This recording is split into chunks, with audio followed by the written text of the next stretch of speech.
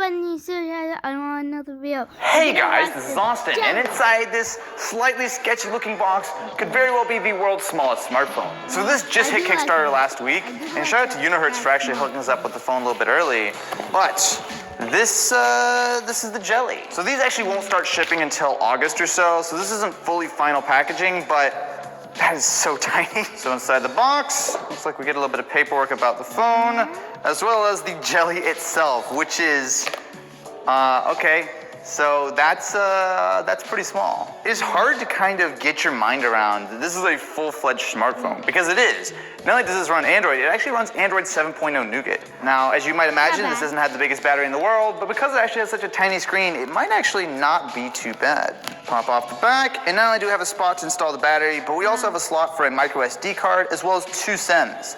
So in a phone that's this small, you're actually really not giving up a lot. So for comparison, this is what it looks like next to a Galaxy S8. The Jelly is rocking a 2.4-inch screen. But look at this. So what's cool is this is full Android. So not only do we have pretty much all the normal Google apps, but we actually do have the Play Store as well. You can literally look at like 3 characters of a name of an app. How am I gonna use this keyboard? Are you serious right now? Can I like rotate it? You know what though? I actually can kind of type on that. I have to go slow, but it works. I'm actually really impressed with how usable the keyboard is. I mean, seriously, this is by far the smallest keyboard I've ever used, period. And yet it works.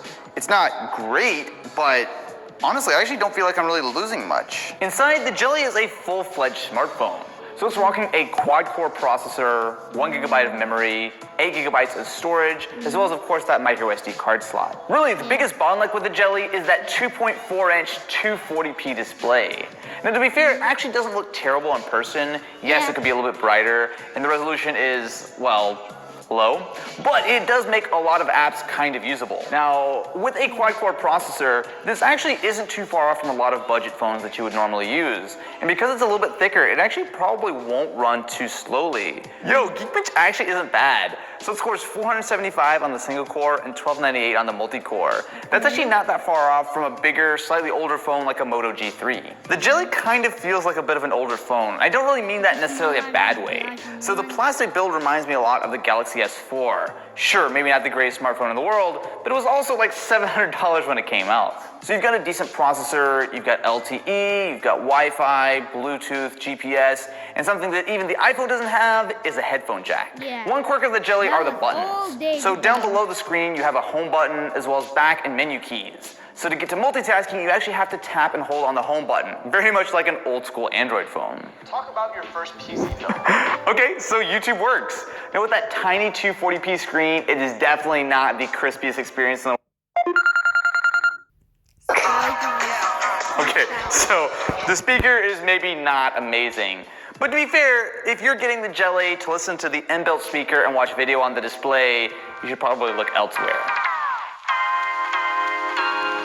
The Jelly also has a 5-megapixel rear-facing camera as well as a 2-megapixel front-facing camera. Let's get some close-up action. That actually the HDR worked. It pulled a lot out of that. Oh wait. Okay, so when it means HDR, it's actually taking multiple photos and stitching them together. There's some serious ghosting on Ken's face here. Let's get some non-HDR action. There you go, Jimmy striking a pose here, and it's really hard to judge the pictures on this tiny screen. From here, it actually doesn't look that bad, but I actually want to see what we can do with video. All right, we are now recording on the Jelly. Jimmy, thoughts on this wonderful video quality that you cannot see? I can't see it, but I'm sure it's mediocre. From what I'm seeing on the screen, this isn't that bad. I mean, it's probably not gonna look great once you actually blow it up on a PC, but the key to making any camera look good is a 240p screen. Something tells me this front-facing camera, not gonna be too hot. Yeah, that picture totally sums up my feeling of how bright the sun is. Man, we look like a happy bunch. But again, it's kind of missing the point of the Jelly. This is not the best camera, this is not the best screen. This is one of the smallest phones in the world, and it is in fact the smallest smartphone with LTE. For like $80, the Jelly is not the most practical phone in the world. Well, bye, Pop, and I'll see you in the next video. Bye!